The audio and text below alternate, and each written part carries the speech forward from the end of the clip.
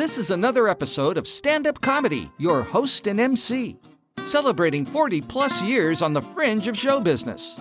Stories, interviews, and comedy sets from the famous and not so famous. Here's your host and MC, Scott Edwards.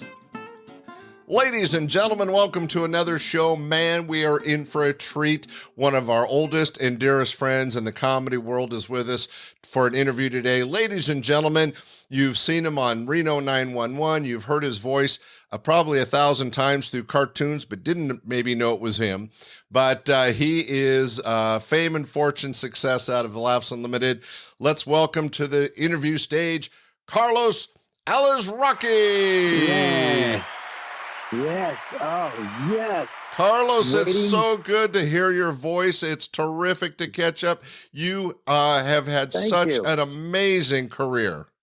It has been a ride. It's been a journey. Thank you, Scott. It's good to be back inside the low ceilings club. Let's say, virtually in my mind of Laughs Unlimited and back on stage again in Reno. So exactly.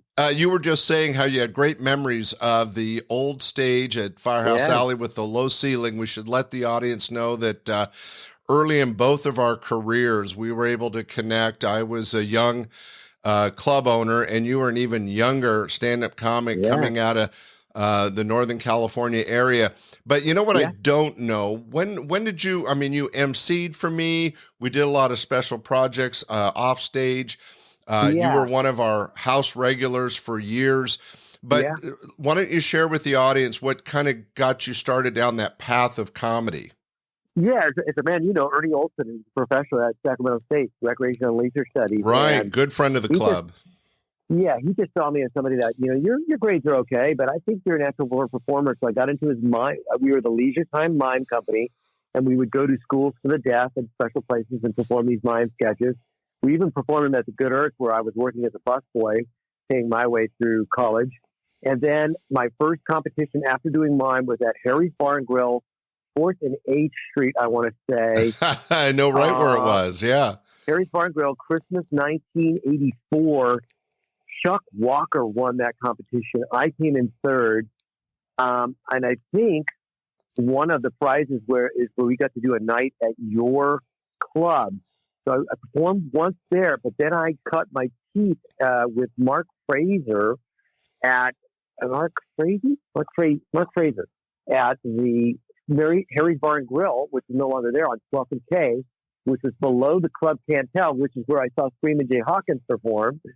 But it was 12th and K, Harry's Bar and Grill for a good solid year in a comedy duo called the Brouhaha.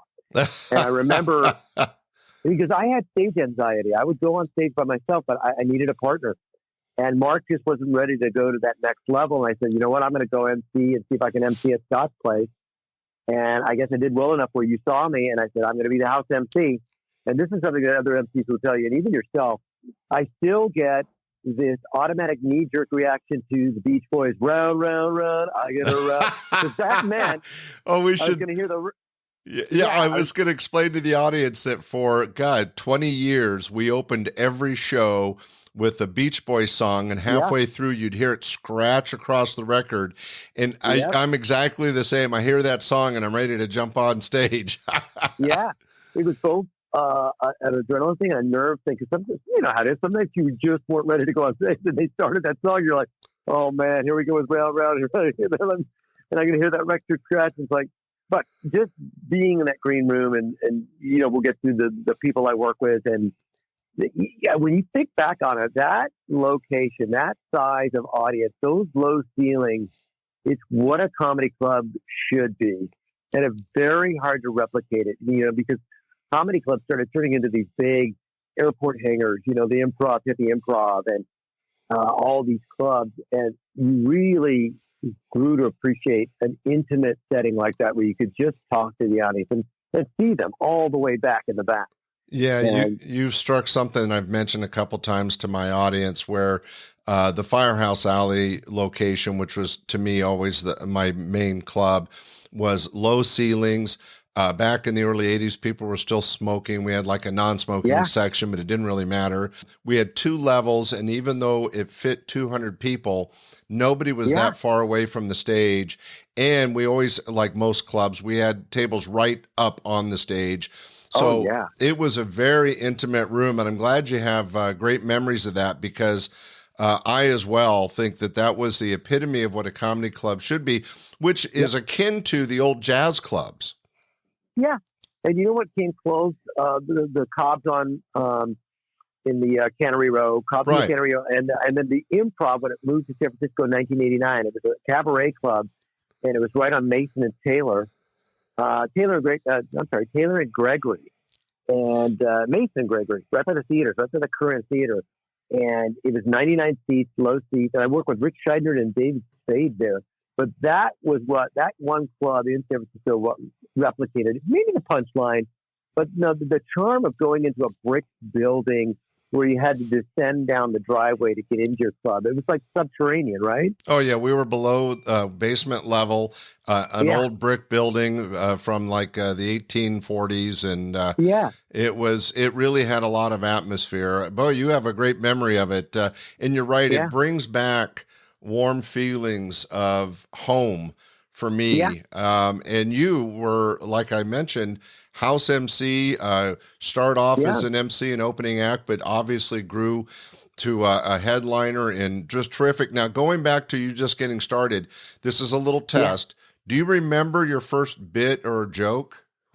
Yeah, okay, it has to be on, it must have been something like Marlon Perkins, Mutual of Omaha. You know, I'm going to take care of the Jeep while Tim is finding the Jaguar while I stay in the Jeep. And it was something that probably a lot of comedians had. But I remember a bit with Mark Fraser where we did, what was the great conservative, the British conservative that used to William Buckley interviewing Floyd the Barber on foreign policy in Nicaragua. Oh, that was one of our funny. William Buckley interviewing Floyd the Barber. That's a great setup. Yeah, so that was one of our first solo bits. I mean, I think I did something like, "This is your cat." You remember that commercial? "This is your brain. This is your brain on drugs. This is your cat. This is your cat in a dryer." That was up there with one of my first bits. Now that brings us to a really important part of the Carlos Alazraqui career. You are a very talented voice specialist. You famous for playing the Taco Bell dog. You were Roscoe's Modern Life. You've done so many things that it'd be impossible to list them all. But how did that come about? Were you doing noise, sound effects, and voices when you were a kid, or did you develop that as a teen and young adult? Yeah, you know, I always go back to the origins. My parents were from South America. My dad, British educated with no accent. My mom going, "Carlitos, no me digas." And then I would head over to my friend Kevin's house, who started from Glasgow, Scotland. She would have made Haney, Auntie. I'm still lazy. I called Donnie and Carlos. And I'm hearing "Carlitos, no me digas, la puta que te parió." And then I'm hearing, "Wait, you're using Kevin, go outside, Carlos." So it was this potpourri of dialects. And so the dialects got you started. I think so. And then, like every other kid, I'm watching TV and like, "Hey, nothing up my sleeve. Hey, Rocky. Push me pull the rabbit out of my head." So we were watching TV. I was watching Monty Python. And so hearing all these dialects and sounds, I just soaked it up and started spitting it out on stage. I knew that I could do voices and characters and sort of hide behind those, you know. I was always envious of a comedian that could come out as themselves and just do straight monologue, like a Dennis Wolfberg or a Louis Bromfield was that. Well, but strong, Carlos, you know? I mean, everybody in show business, if you're really going to succeed, you need a hook. And for some people, it's their look, like Emo Phillips. Some people, it's their attitude, like Bobby Slayton. Other people, it's pure. Take Seinfeld and Leno. It's their way to relate to everyday life in a funny way. But there is nothing wrong. In fact, I think it's an attribute if you can take something like your voice characterizations and sound effects that you could do and meld it with professional creative comedy to the point where you're entertaining a bunch of strangers. I mean, you're not just cracking up your brother or sister. You're doing stuff that everybody enjoys. Yeah, as you know, that's a big difference, right? My friends think I'm funny, but just stepping in, even out of the front row and putting your feet on stage and turning around and seeing an audience, it's a whole different ballgame. It was like skydiving. I was a skydiver for 15 years. We can get to that. I started in 95 and went through 2010. But you can watch videos of skydiving and you can watch a video on the ground and you go, okay, I know what's going to happen. But once you get up in that plane and that door opens and that sound is coming in the wind and you see people fall out of that plane, you're like, what the F am I doing? It's kind of that same thing. That's an analogy I haven't heard before, but I think it's perfect because a lot of people want to think they can be a stand-up comic or want to try being a stand-up comic. And one of the biggest fears to get over is getting out on stage and talking in front of a bunch of strangers and actually being able to talk intelligently, and watching it, making it look easy, and then doing it is a whole different thing, just like skydiving. Yeah, absolutely. And my characters were my suit of armor, that I could hide behind. And it took me a long time. Some comics, right away, they've got it. They're in their skin. I always thought Clinton Jackson was one of those guys. Clinton was who he was early on, just a good storyteller, relaxed. Right. And I thought, I got to be funny every second. I can't let any gaps happen. But I was good at it. I could entertain people and I could get up and I had confidence, but you were really good. But a great example of what you just said would be Larry Miller. These days, the audience has no patience. They want a punchline like every 15 seconds. But one of the geniuses of Larry Miller was, and if you haven't ever seen him live on stage, look him up on Google, and he would do a 20-minute story, and yet you were laughing all through it. And he was not in any hurry. He was just like reading a book. He was telling a story, but you were riveted and it was funny. And yet, like you said, there's other people that it's like joke, Stephen Wright, there was no energy, but it was joke. Yeah. And I still think that you being able to put the two together. Now, you were all around the Laughs Unlimited. I want to talk about that in a minute. Yeah. But even before that, or around the same time, weren't you also in the San Francisco comedy competition? I didn't move to San Francisco to 87, so I cut my teeth for a couple of years at Laughs Unlimited. And then I moved with John Boyle. We moved to 38th Cabrillo in an illegal garage converted one bedroom that was moldy as all get out with a Russian landlord named Boris who showed up in track sweats. Guys, when? What's happening? Literally. And I worked at two different health clubs. I worked at the Telegraph Hill Club, no longer there, the old sound stages for Streets of San Francisco. And I worked at Coal Valley Fitness teaching Nautilus right on Cole and Parnassus. And I would do comedy at night. And then I entered in 1989 was my first San Francisco comedy competition. I think I came in like 30th place or something like that. And then in 1993, I entered again. And I think Don McMillan or Johnny Steele had just won. And I ended up winning. And I beat out Patton Oswalt and Mark Maron. Oh, and funny. Some years later, I would go on the WTF podcast with Mark Maron, and he wanted to talk about that, man. How did you feel about it? Because I think Mark still felt slighted. And I said, listen, I always thought you and Patton were better comics. I was just a better performer. Well, that's a good way to put it. There's a difference between a performer and a writer. But the reason I brought it up is that being one of the winners of the San Francisco comedy competition is certainly a feather in your cap, especially in your young career. But you, as you said, were already emceeing and performing at Laughs. And I don't remember, because I'm getting old myself, if you did the Great Northern California Comedy Competition. But I don't know. Wasn't it Del Van Dyke would always win those? He did win one or two of those. He was one of our top local headliners.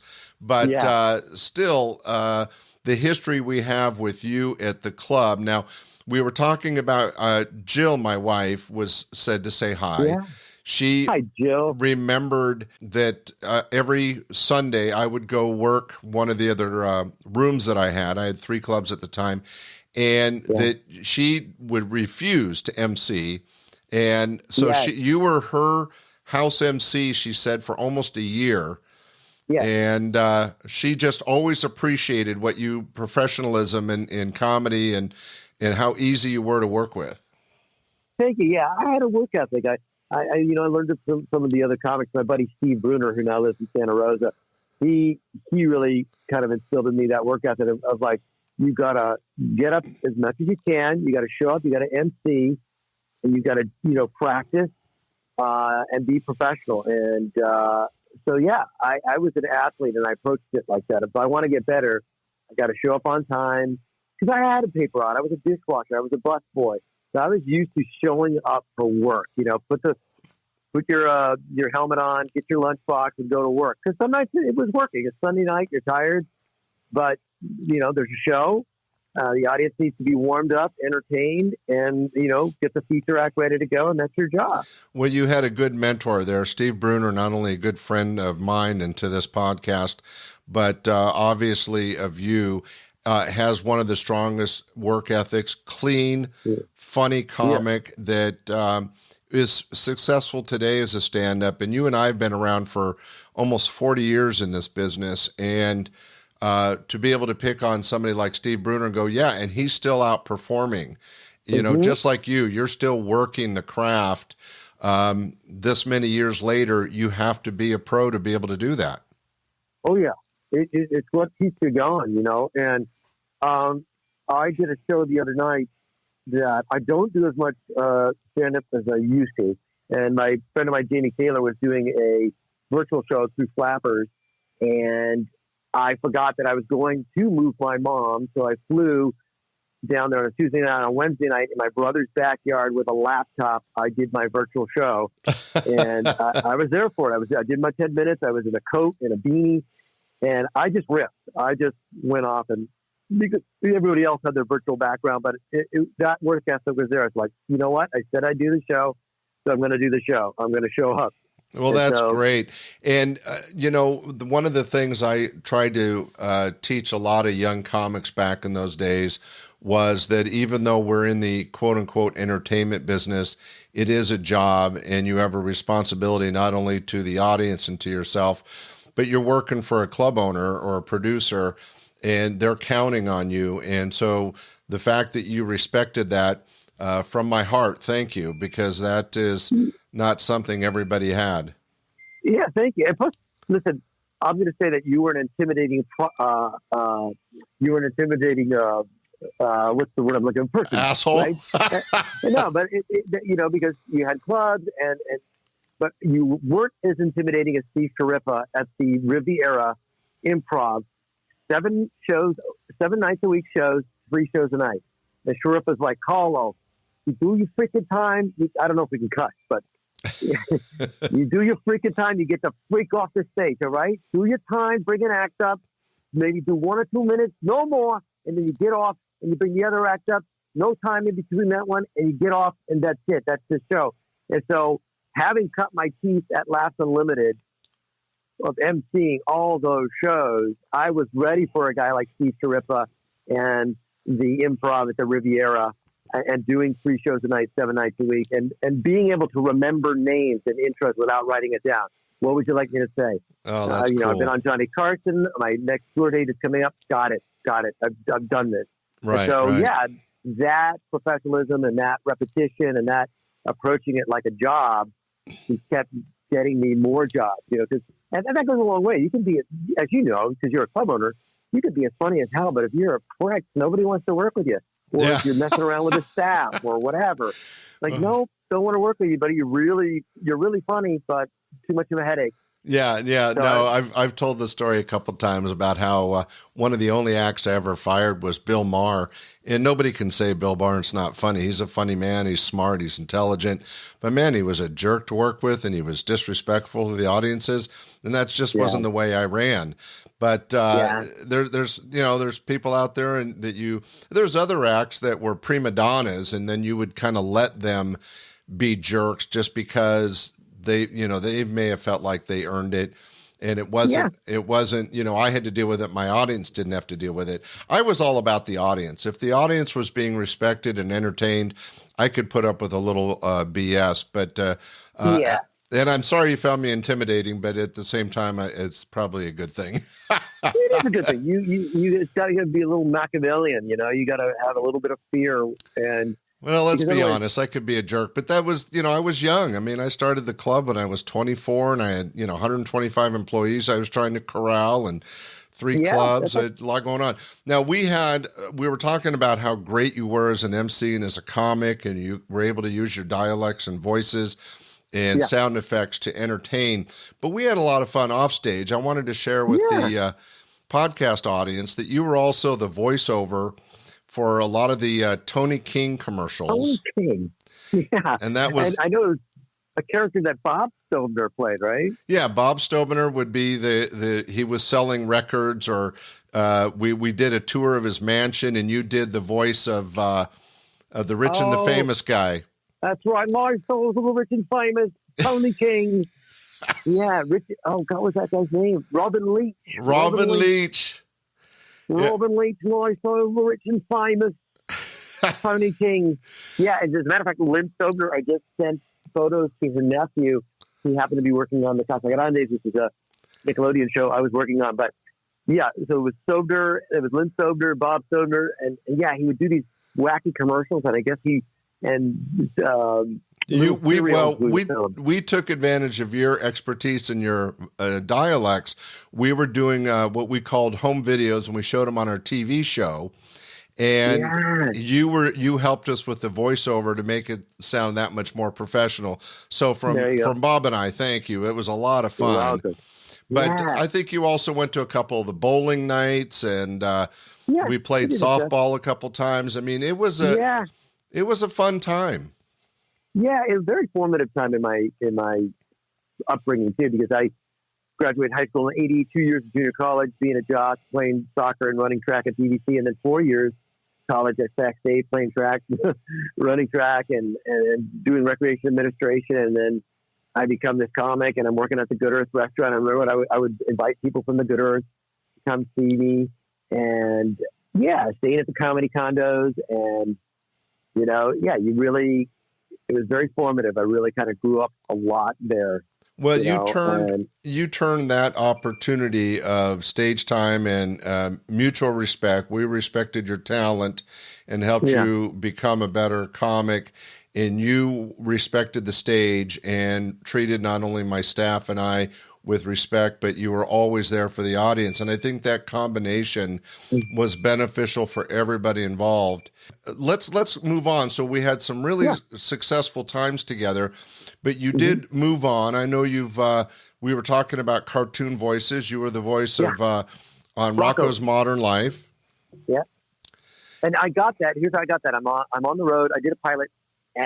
There was a audition for Joe Murray, San Jose Mercury cartoonist, has a project called Rocco's Modern Life. I didn't have an agent. I was at your club in Sacramento, and I made a voice tape with a push and record at the same time cassette recorder, sent it in to a guy named Mark McNamara, who was a teacher out of San Francisco producing this thing.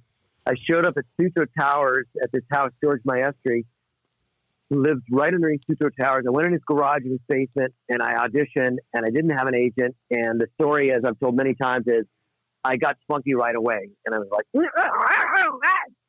crazy dog. So great. Nick Jennings leaps up the chair and says, "You're Spunky." And I didn't know what to do. We were trying Bruno Kirby, no hobbling Grace. They were trying Woody Allen. They didn't want Australian. And I suddenly did Gene Wilder just to make them laugh. "You're not evil. You are good. Head again." And they started cracking up. "We love your Gene Wilder." And then I just thought, can we try an Australian thing? And I got a vacuum manual, and I just read "When you're plugging in the unit, make sure that the unit is not attached to anything else, as you might be electrocuted." And they're like, "Hey, that sounds kind of cool." They send it to Nickelodeon. We do the pilot.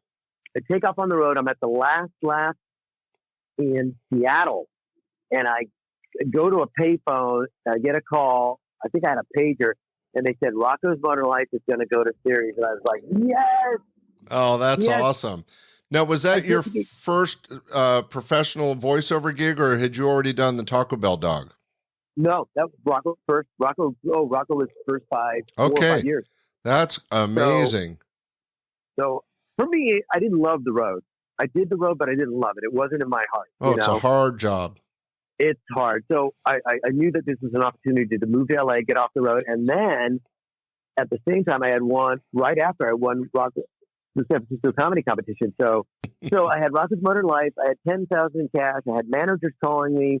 I said, it's time to move to LA. So in January 94, I Beverly Hillbillied it over to LA, got the car, got my Toyota Corolla, and found a little loft apartment where I ran into Sean Corvell. And we would sooner live together for 12 years in my house in the Valley. Wow. So I moved to LA, and I had Rocco going, and I would do stand up. I would go on the road still and work the improv circuit. Occasionally come back and work Laughs Unlimited. And then I got Cat Dog, and then I was going back on the road. And then in 96, there was an audition for the Taco Bell Chihuahua, and I was right place, right time. Yo quiero Taco Bell, viva gorditas. And I got one commercial that turned into a whole freaking campaign. I was on Hollywood Man, there's Squares, some good money in that too. You got a Hollywood Squares? I was right underneath Whoopi Goldberg, and I met and talked to, at that time, I was 44 years old, or 41, 1996. Let me add the ages up. 62, 44, right? Yeah, 44. In 1996, no, that's not right. 34. Wait, Taco Bell Dog, 97.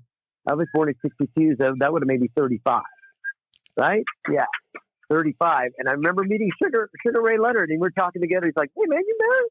I go, no. You got kids? I go, no. How'd you pull that off, man? I was like, holy crap, I'm talking to Sugar Ray Leonard. It was amazing. Well, I got to say, if you were on Hollywood Squares, what a great way to meet some of the old stars, because they always filled the squares with the old celebrities. Yeah. It was, it might have been Henry Winkler. I know it was Sugar Ray Leonard, and definitely Whoopi Goldberg and some other. It wasn't Elsie Summers or Paul Lynde. Those guys were long gone. So we were talking about Hollywood Squares, and you were doing Rocco's Modern Life. You'd gotten the Taco Bell Chihuahua Dog commercials, which are all very lucrative. How did you end up getting into television? Because, ladies and gentlemen, he is one of the stars of Reno 911.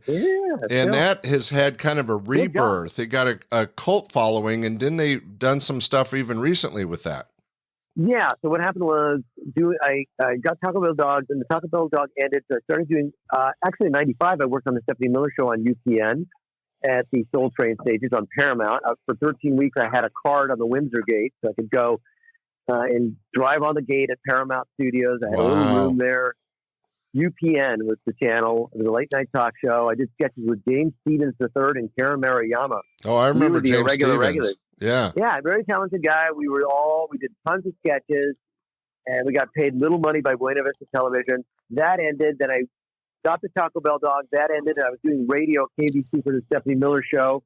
And then this audition for Ben, Tom, and Carrie came along in 2000 for a sketch show. I did 3 characters. The Shammy, I remember doing the Shammy character at Laughs Unlimited. Michael, the Shammy is an incredible thing. It was a knockoff on those late night guys.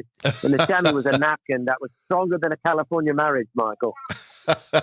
So I did these characters. I got the show. We did a table read for Gail Berman at Fox. They didn't like the sketch show idea. Ben, Tom, and Carrie said, we're going to make fun of cops. Go home and think of a character. We thought of our characters. They asked us 20 questions. Beth McCarthy showed up from SNL. She was the director of the original pilot, which did not start with Wendy McClendon Covey, who's on the Goldberg. So we shot the pilot in San Pedro in 2000. Comedy Central did not pick it up. It laid there, and a year later, Comedy Central said, we want to reshoot this. And then we went to series in 2002 or 2003. And that's how I became James Osvaldo Garcia for Reno 911. I was on for 5 seasons in a movie. Wendy, Mary, and I were left out of the 6th season. So that run ended. And then years later, I did live stuff with them. And then when Quibi came back, they brought Wendy and Mary and I back for Quibi, which is now defunct. We shot 1 full season for Quibi. We started shooting another one in October. And Quibi folded. That material exists. It hopefully will find a home on HBO Max or Comedy Central. Because if you want to see Reno 911, you can see it on Roku, on Peacock, on HBO Max, and like on Paramount Plus. like I said, it's got a cult following and did really well. What made that character unique? What do you think made you the right person for that particular character? Were you having fun with it? I was. It was kind of based upon my experiences in Hollywood of really having to put up with, oh, his name is Carlos, let's send him out for Latino roles. I'm like, no, I'm done. What they want is, I'm not, they're looking for somebody that's darker complected, maybe more Mexicano, because I'm a white kid with a South American lineage, you know, who are with Italian, French, and Jewish blood in me. So, and Turkish blood. So I wasn't fitting that. Outside of voiceover, I wasn't fitting into the role of these Latinos that they wanted. So I said, yeah, they always like to typecast. If I get a character, I want to name him. Actually, his name was based on my roommate, Dan Garcia, who his parents were farm workers. Dan is Mexican American, married an Irish wife, listened to country music. And Dan would be like, oh, doggone, Carlos. And I went, I love that element of a guy named Dean Garcia and acting white and being self-loathing about his own heritage. Like, yeah, my name is James Oswaldo Garcia, but I don't act like those Mexicanos, okay? I'm all about law and justice, you know, totally racist to his own culture. And so he was uptight. He was Barney Fife. He was self-loathing and just, you know, he hated himself. And I love that about him. It was so fun to play. And even though it was a comedy character, after 2 weeks of playing him when we were filming, I felt like nobody really liked me. And it was like, no, nobody likes Garcia because he's such a prick. So that's what made him work, and that's what made him so fun to play. You know, the first thing that I ever did was Friedrich Yarbrough, and I knew him just from auditioning and doing a pilot. They put us in a car, turn the dash cams on, we leave. There's Usher playing on the radio, and I turned to him and my character, and I'm saying, we have to listen to this jungle music? And he was like, whoa, what? And he just went with it. And so our relationship of young, beautiful, black man, handsome black man who can get any woman with uptight, racist Latino guy was born, and it worked. You know, why are these guys partners? And of course, we went on to do a sketch called Good Cop, Black Cop, which, if you've seen Reno 911, is where he beats me up and chokes me. Right. Because I equate bad cop with black cop, and he's like, "It's not the same thing." And I'm like, "It's the same thing. It's all semantics. Black cop, bad cop, same thing." He's like, "No, it's not." And so, I just think it's interesting because when you started acting, to be honest, I was surprised because even though you had all these dialects and voices, you really, your talents lend yourself to cartoons and in commercials and in stage work. And it was interesting because, I mean, we knew each other a lot for years, but this is 10 years later. I never thought of you as an actor. You know, like when Larry Miller worked for me, he was already using, you know, makeup on stage. I mean, he came from acting. You know, some comics came from acting. Some people go to acting. And I just thought it was fascinating that you were able to turn that corner and add it.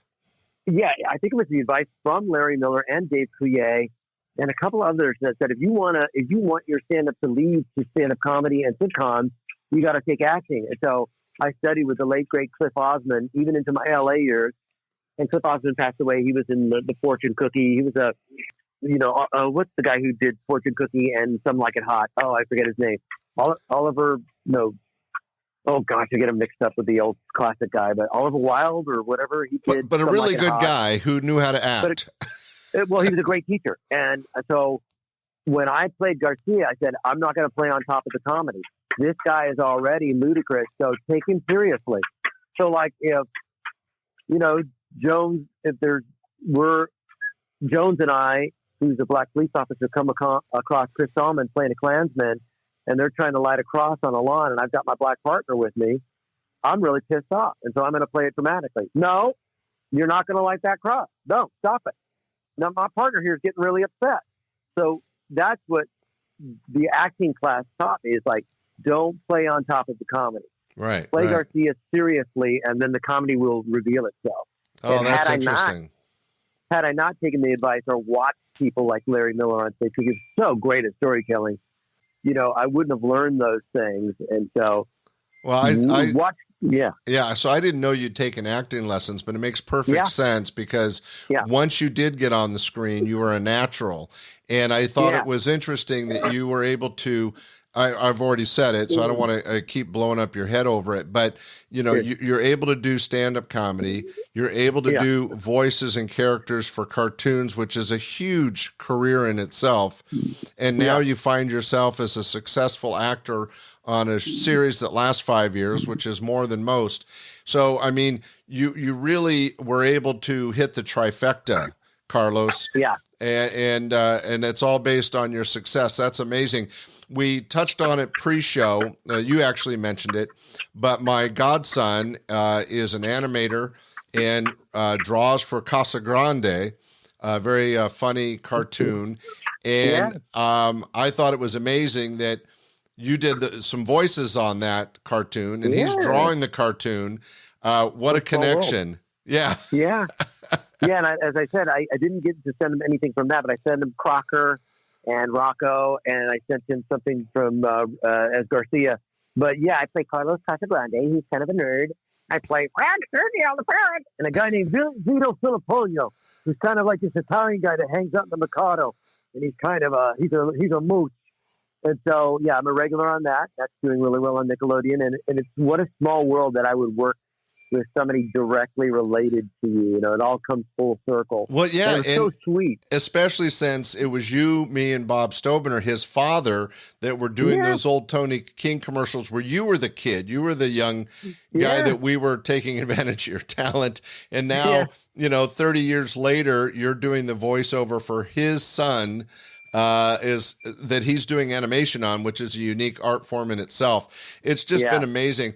Well, Carlos, what tell us what's coming up for you? What are you working on?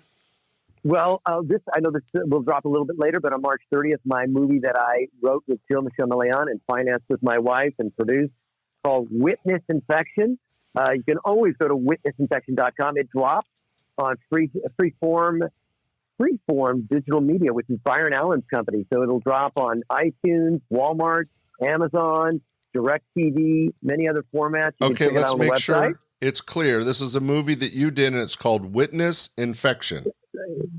Witness Infection, yes. And the log line is, a mob boss's son is trying desperately to get out of an arranged marriage. Luckily, his friends in the zombie apocalypse are there to bail him out. Well, that sounds like there might be some comedy in there. Yeah. And of course, I'm working on the Casa Grande for Nickelodeon. I work on Victor and Valentino. I play Nidito. And a couple other characters. That's on Cartoon Network. Working on a show that'll come out soon called Farzar next year. Maya and the Three with the amazing Jorge Gutierrez. I was in the movie Book of Life. I played General Posada. Oh, yeah, I remember that. And I played the pig. Bip, bip, bip, bip, bip. I'm doing some more Family Guy roles, utility roles. Well, I'm doing mostly voiceover stuff, and hopefully we did have an announcement that Paramount Plus is going to make a Reno 911 movie. So when more details come out of that, I'll pass it along to you. But for now, that has been announced in the trades. We just don't have a contract yet.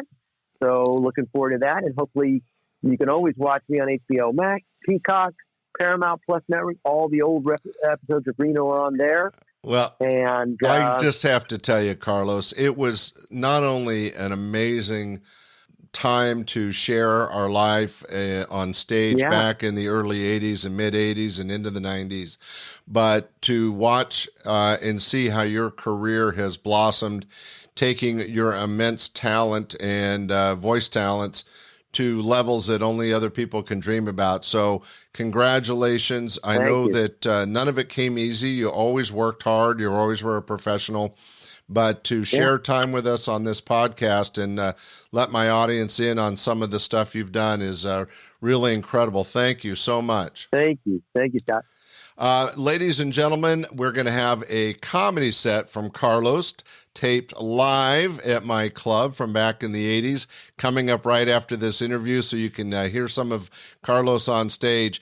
But right now, we're going to sign off. Carlos, thanks for doing this. Everybody be listening for his character on Rocco's Modern Life and Casa Grande, and keep an eye out for the Reno 911 movie, and also look up and watch his shows. Carlos, thanks so much for doing this. You're welcome, Scott. And might I add that I'm on Stephanie Miller every Wednesday. You can hear me doing my Dr. Fauci. And you do sound just like Fauci. I want you to stay safe. Make sure that you're inoculated when you can. Keep your distance. Wear a mask. And stay healthy. So. All right, Carlos. Thank you so much. Ladies and gentlemen, Carlos Alazraqui. Thanks, buddy. Thank you, Scott. You're welcome. Ladies and gentlemen, welcome to another week at Laughs. We got a great show coming up for you. Right now, it's a big round of applause. We have some great comedy coming from a comic impressionist from right here in Sacramento. I think you'll enjoy them. You guys are ready, right? Big round of applause, Carlos Alazraqui.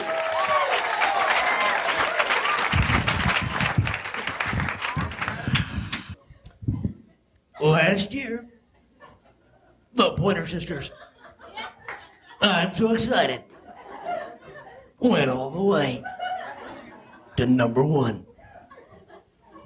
This year, it's climbing the charts again. Thanks to that crazy old man from the David Letterman show. Here he is to sing, I'm so excited, Mr. Larry Bud Melman.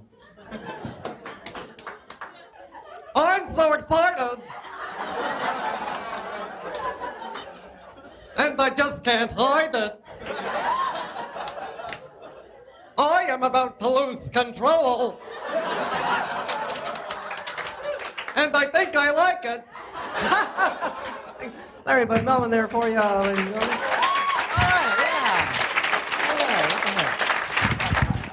I was kind of a rowdy kid when I was young. Me and my brother, we got way out. We did some crazy things. Like, my mom would come in, we'd be fooling around. You kids cut out that horseplay. Ow, Mom, Timmy's nailing metal shoes to my feet. Ow, ow. Yeah. Yeah, we were rowdy, man. We were never guys, me and my brother, that got stoned on the weekends, you know. And they made excuses for their lack of behavior. Like, you ask them to do things, it's like, hey, Fred, let's go to the park.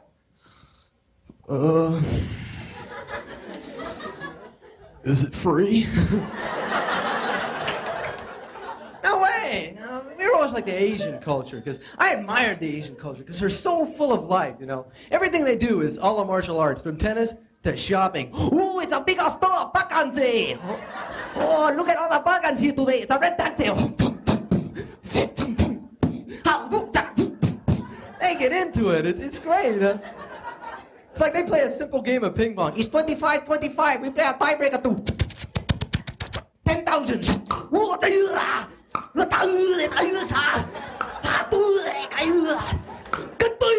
Good shot, winner. Let's go to vacancy. Yeah. Okay. I think that's great, you know, because you get Fred and Stu playing the same game on a Friday night. It's like, play some pong, dude? Is it free?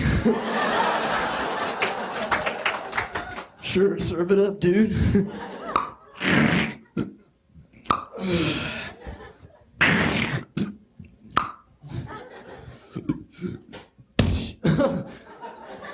Dude, right in the eye, man. Sammy Davis Jr. Ball underneath the table, can you get it? What? No, man, I can't get it. How about you? Dude, I can't even scope it, man. So what?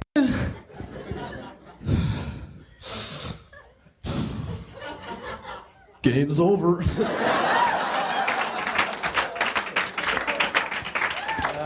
I like doing that bit. Kind of gets the saliva going. I feel like Carol Channing. Right? She did. She had that saliva problem when she started out, and went on through it with the years. You know, she actually had a roadie travel with her, a dental assistant on the road, and kind of helped her out during the songs. It was kind of like.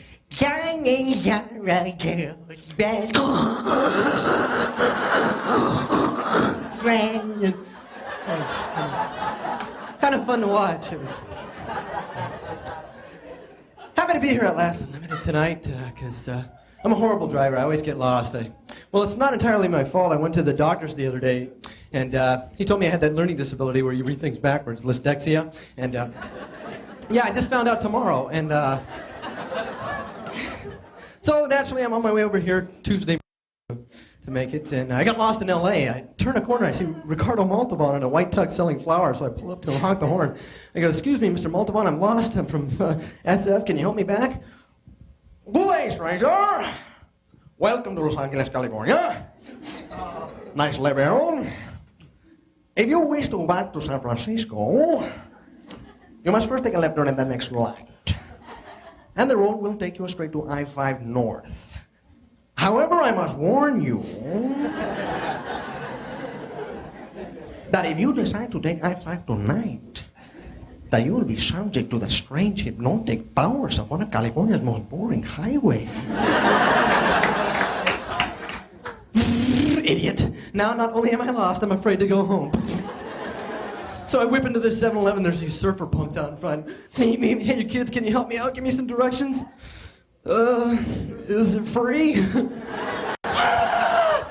guys are everywhere. So I say, forget it, I'm pissed off. I'll just find a hotel, I'll start again in the morning. So I whip around the corner and I go, great, because down at the end of the road I see this taxi cab driver, pull up to him, honk the horn. "Listen, buddy, you're my desperation, you gotta help me out, please."